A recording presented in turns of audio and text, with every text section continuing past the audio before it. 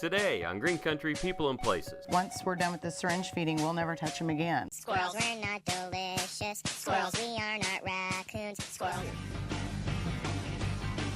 The next time you're cruising historic Route 66, keep an eye out for the Route 66 Village.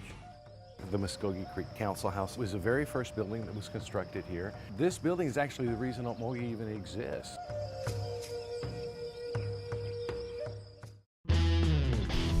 Oklahoma's Green Country. It's full of unique places and interesting people. So you milk a goat as opposed to a cow. Give me your wallet. So come along with us and enjoy the ride.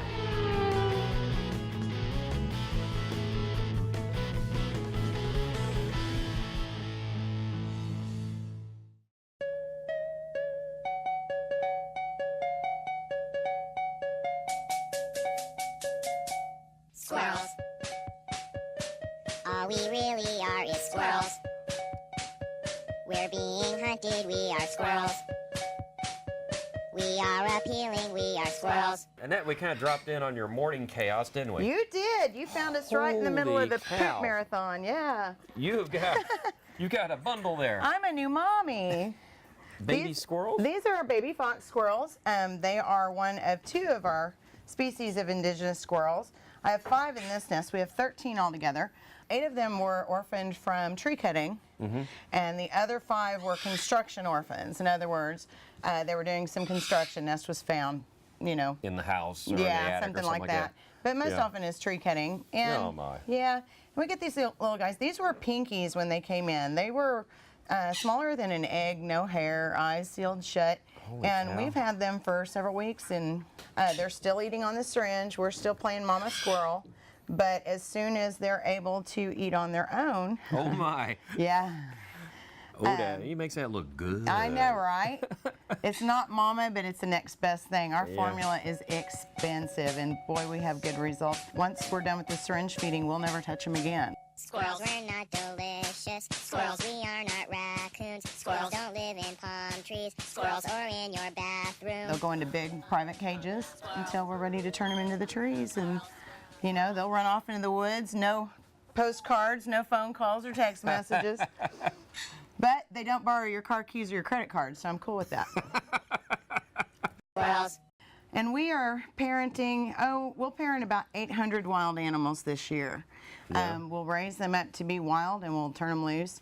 And we'll do another 500 in injuries. And projected. right now, we're kind of fortunate in the time we stopped here because it's slow, It's so slow. to speak. You need to come back. Yeah, because springtime means babies, Yeah. right? If you ever come in here to visit me and I'm in a ball cap and no makeup, you'll know it's baby season full blown because I won't even get cleaned up for camera.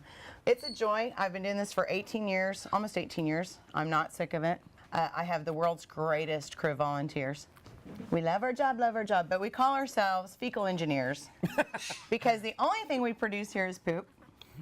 And if I can ever figure out how to make money on it, we will fund ourselves. But for the time being, we're dependent on donations. This is a beautiful fella. Thank you. We love our birds of prey. I'm just keeping my hand here to keep him from popping out. This is a young hawk that either hit a car or, you know, some kind of object, moving object, snapped a wing. He came in dish rag, limp, and we got him popped back up, and he started eating good, and we got his wings set. I like his eyes. Oh yeah, these guys have 6 times the vision that we do. So when they're flying way up in the clouds, you think they're just hanging out. They're watching the ground. They're looking for food. You're not a place that collects abandoned not at all. tigers, things like that. You're No. what? I am a wildlife rehabilitation and release facility. Okay. What we do here is we take in all species of indigenous wildlife. Most often they're orphaned or injured. We do see disease, and there are times when people make pets out of these animals and get busted with them or turn them over when they're eating their children, and we got to figure it out. We get all kinds of calls. Yeah. But we take these animals, we try to provide haven, medical care, and all that for them. I'm not here to, you know, carry a flag for, you know, don't eat meat. It's not like that. These animals suffer just like you do, just like I do. If you broke your leg out in the field and laid there for days, you'd starve to death in pain and misery. And that's what's happening to them. But anyway, they're getting ready to feed this guy and give him his water, so I'm going to get out of their way. But let's go look at some geese and a duck, shall Geese we? and a duck? Yep. Now you've got a big area here, but we're obviously not seeing everything yet, right? Correct, yes. Okay. This little duck here she's not a wild duck, obviously. She's a domestic duck that was abandoned on a pond. She had fishing line wrapped around her leg and it caused her some damage. And she's here recovering, and then we'll release her on a pond where people don't fish and she'll be safer. It's not a wild animal, but it's an animal that's suffering, that has no owner. So if I can help, I will. Now this little gal here is a Canada goose that was gunshot. Basically the equivalent of our elbow of her wing was blown off with gunshot. We can never get her released to fly again because obviously she has no joint. But we know of a pond where there are Canada geese that live year-round because the neighbors feed, that's very safe. So she's going to go and be one of those geese. Loving you is more than just a dream come true. And everything that I do is out of loving you. That works. Am I getting him excited? Well, what he's doing is he's looking for an escape route in case you pursue him. He's checking his options. Yeah, all right. he'll go for your eyes first. Okay, Tam, you want to hold my kitten? Sure. Oh my. We have funny looking kittens and puppies at Wild Heart. This is Peg. She's Hi, just going to Peg. settle in and get secure. Oh. She is a possum, and she has 3 legs. And she Really? Yeah, she came in. She was about 2 inches, 3 inches long. Her mom had been run over by a car.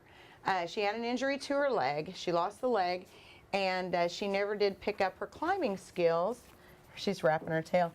And so she lives here loose in the clinic. She's not a confined. sweetheart. Yeah, it's just like having a little nocturnal kid running around. You know what's funny is I met one of these things when it was a baby one time. They're all teeth. Yeah, I mean, there's 50 teeth you in think that they're mouth. really angry and vicious, but they're very docile. Oh, yeah, and soft. This is what surprised a lot of people is how soft they are. It is. It's very Possum soft. fur is actually one of the furs that's used in textiles, but we like it so much better on Peg. So being 3-legged, she has to stay here. Yeah, she doesn't have a choice. We had to get special permission to keep her, and yeah, we love her.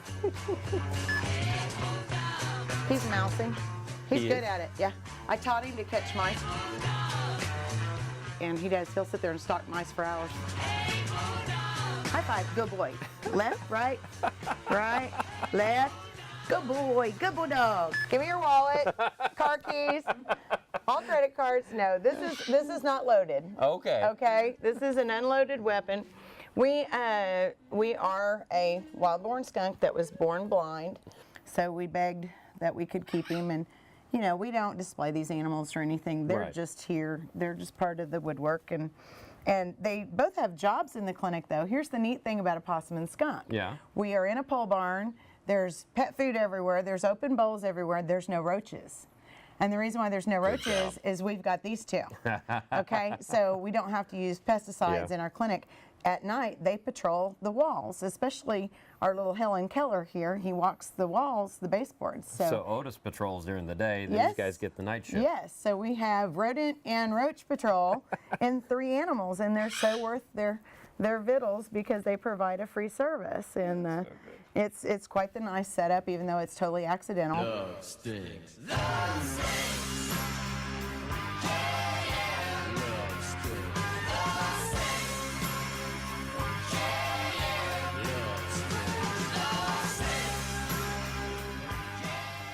Did we feed Norman? Yes. Awesome. Norman's a longhorn steer we rescued. This is our facility for prior to moving the babies outside. So we don't have, I mean, everything's empty. Over the winter we have birds of prey mostly, and then like bobcats and deer, they take almost a year. So you have what do you got here? This is a wild bobcat. This guy was clipped by a car in Tulsa, knocked unconscious. He was a little tiny cub. People saw it happen. They gathered the cub up. They brought him here for recovery. He's on his little perch right there, that's his favorite spot. He's knocked his ladder over. So I'm going to show you how you get close to one of these guys. You don't make eye contact. You don't take a threatening posture. You get as low as you can. So you're trying to prove to him you're not a threat. Right. And I'm giving him a lot of my back, a lot Yeah. of the back of my head, a lot of my shoulders, and he stayed in his spot, And head you have on. no choice, but you have to get into these cages to take care of the animals, to feed them and Correct. clean up and everything else. Yeah, and you have to basically learn their language. Wildlife communicate with body language more than sound. So you have to watch them, and you have to, you know, accommodate their emotions by behaving in a manner that communicates to them you're not a threat. Because if I come at him in that corner head on, or I make eye contact, he's going to challenge me. Right. But so I've got to really be, you know, overblown with I'm down, my head's down, I'm not looking at you, here's my shoulder, here's my back, okay, I'm moving away. And he never moved. Yeah, but the thing is most people will be terrified of this animal, but once you learn to speak their language, Right. smooths things out a bit. Yeah, because these animals pick up on your fears and anxieties because they, like I said, they communicate different ways than we do. And they can feel how I feel. I'm putting off chemicals if I'm nervous or afraid. They react to that and respond to that with aggression, trying to escape, get away, or defend themselves. So the last thing I want to do is come into a cage with an animal that can hurt me scared. He's not tame. He just knows I'm not going to make him do anything he didn't want to do. So he's going to stay on his perch until I'm done in here. But yeah, there is no nice kitty in this cage at all. And he can really hurt you. Even though he looks small, those fangs are over an inch, you know, long, and those claws can shred you. If I could walk with the animals, talk with the animals, grunt and squeak and squawk with the animals, and they So on your facilities here, you release from this point. In other words, they're in the cages till they get rehabilitated, then you find a place to safely release them, correct? Correct, yes. We go to large parcels of privately owned land, sometimes state-owned land, and we turn the animals out away from people and habitat. This little raccoon here, somebody raised her as a pet. We call it imprint. The animal was tamed. That's why I'm getting kisses instead Yes, of nibbles. instead of bites. And this is a crime. These people were, you know, they committed a crime against not only the state, but the animal itself. We've got her with 2 other raccoons in here that are wild, so hopefully when we release them, she'll stick with them and avoid people. You are giving of yourself for the animals. But Right. it actually takes people giving of themselves to help you take care of the animals too, right? And you just Yeah. recently went private because federal regulations were so strict you Oh, couldn't my even gosh. put a picture of an animal on your website, right? Right. Oh, it got ridiculous. They wanted us to put in $40,000 worth of fencing to keep the public safe from wild animals that I was going to release. Yeah. I couldn't justify that kind of money. We are solely dependent on donations from the public. We provide a public service. People find these animals, they want to help, they don't know what to do with them. We take them in, it costs nothing. We provide all the medical care. Sandy Brooks is my co-founder. She pays all the bills here. Wow. But we have to raise all the money for any expansions, additions, equipment, and of course, you know, a lot of the animal care. But yeah, we are always in need of support, and we are a 501c3 nonprofit. We are very stable. Been here, you know, almost 18 years, and we have a 90% or better success rate of releases. So we're doing a good job. Well, I appreciate one, the work you're doing, and Thank 2, you. for letting us come behind the scenes because people don't really get to tour the facility. No, since we've gone Yeah. private, our educational programs have closed. We don't have our open house events during baby season. Wow. So the only way we can share our facility is through film, and we so appreciate you taking the time to come out, and we love to show off. We love our job, we're passionate about it, and we're proud of our results, and thanks for sharing it with your viewers. Squirrels, we're not delicious. Squirrels, we are not raccoons. Squirrels don't live in palm trees. Squirrels or in your bathroom. Squirrels. That's all we really are is squirrels.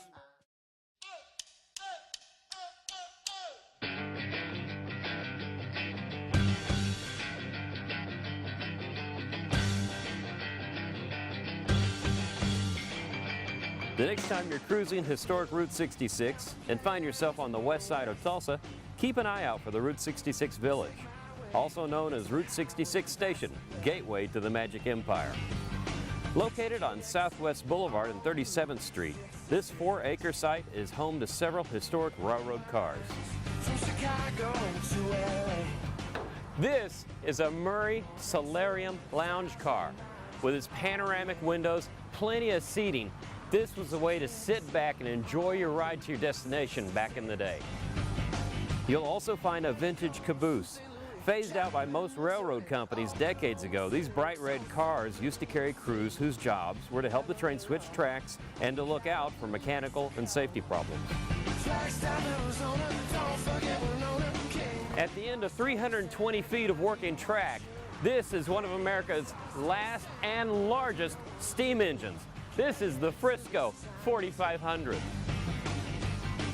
It once ran from St. Louis to Oklahoma City, carrying thousands of passengers and tons of freight. The engine was rescued from a scrap pile and then carefully restored as a reminder of the days when steam engines ruled the rails. One other unusual attraction at Route 66 Station is North America's tallest oil derrick, standing at 154 feet tall, eclipsing the former giant in Canada by 6 feet. That also makes this one of the easiest destinations to spot while you're traveling on Route 66.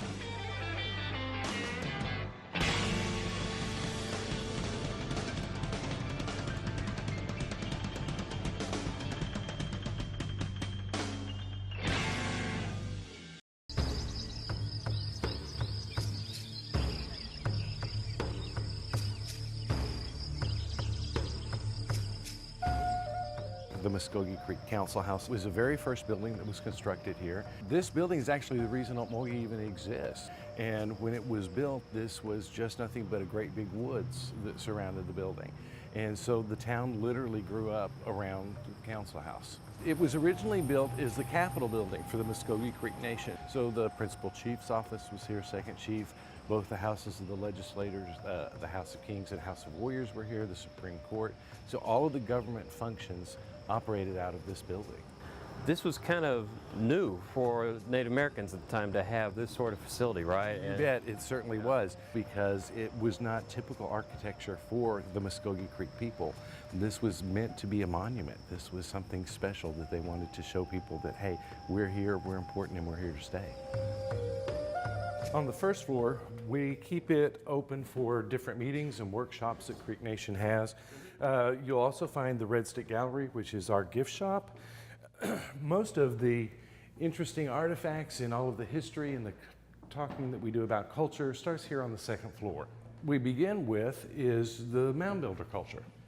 And Oklahoma is the westernmost edge of the mound builders.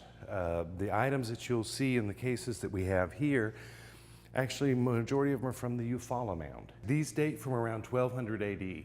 So you're looking almost 1,000 years old. When we look at this, you're going to see everything from jewelry to, of course, utilitarian pieces. You'll notice when you look at a lot of the designs here, they're going to be very, very similar to what you would see in Central America. So they had trade going on to They had trade, coast and everything. Literally, once again, you're looking at the mound builder culture, so they had trade all the way from the Great Lakes all the way out to the western part, out into actually this area where we're at now. And there are some stories of even down into Central America, there being trade and movement back and forth. Now, were they the Creek then, or were they called? At that point in time, right, the Creeks weren't in this area at that point in time, but all of the tribes really east of the Mississippi consider the mound builders to be their ancestor. If you'll look at this, you'll see some of the more famous mounds throughout the eastern U.S. And of course, here in Oklahoma, Spiro and Harlan are two of the more well-known mounds.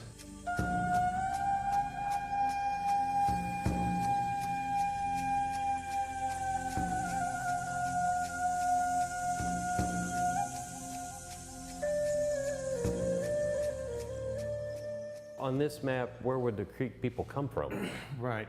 If you'll notice, there's another Okmulgee down here, but this area all in through here was all Creek country. Okay. And so that's the original homelands. And So why did they wind up here?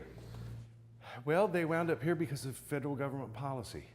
And it was the Indian Removal Act that was enacted back in the 1800s. It said every Native American east of the Mississippi was going to have to be removed. You had a choice. You could either become a U.S. citizen, renounce your Native American citizenship, or you would have to be removed out to what is now Oklahoma. This is about 10 years before the Trail of Tears. There was a first removal to the Oklahoma area in 1827-28. Chief William McIntosh, who was chief of the Lower Creeks, he signed a removal treaty. And so at that point in time, they thought, well, we're going to be moving up there. Well, Creek Nation had passed a law saying we are not giving up another square inch of ground. And anyone that signs a treaty is going to be subject to the death penalty. So they actually passed the death penalty on him. And they went to his house, set it on fire because he wouldn't come out. When he came out with the house blazing around him, he was gunned down. Wow. But his family and his followers went ahead with the removal. And they came up the Mississippi and came up to around the Fort Gibson area. And at that point in time, they had quite a bit of wealth. They were plantation owners, had slaves. I look at that, I think culture, that's European. It's in somebody's really nice home. You bet. This is not your stereotypical view of what people have of Native Americans at this point in time. But what's so shocking is your display here. 10 years before the removal, and this is after the removal. This is it. They had gone from that beautiful piece of furniture in 1827-28 down to very, very primitive items. Stone implements. You bet. It's almost a throwback to the Stone Age in the 1837-1838 period.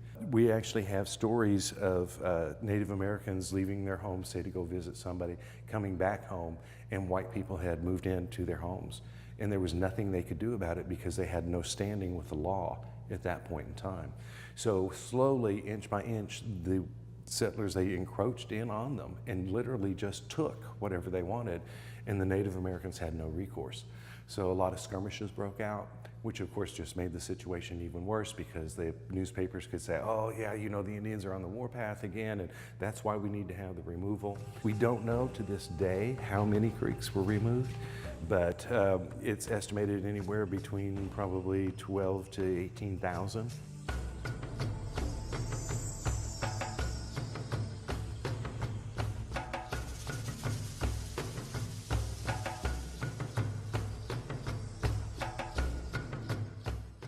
This is really neat looking furniture. What's this?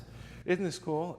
We love this piece. It is the original desk that was here in the building in 1878. It was the principal chief's desk in his office area. Wow. You know, I'm so impressed because we actually visited and did a show here 18 years ago. Oh my gosh. And this place was a shell. I remember the main exhibit that you had were pictures along the wall of the renovation of the building.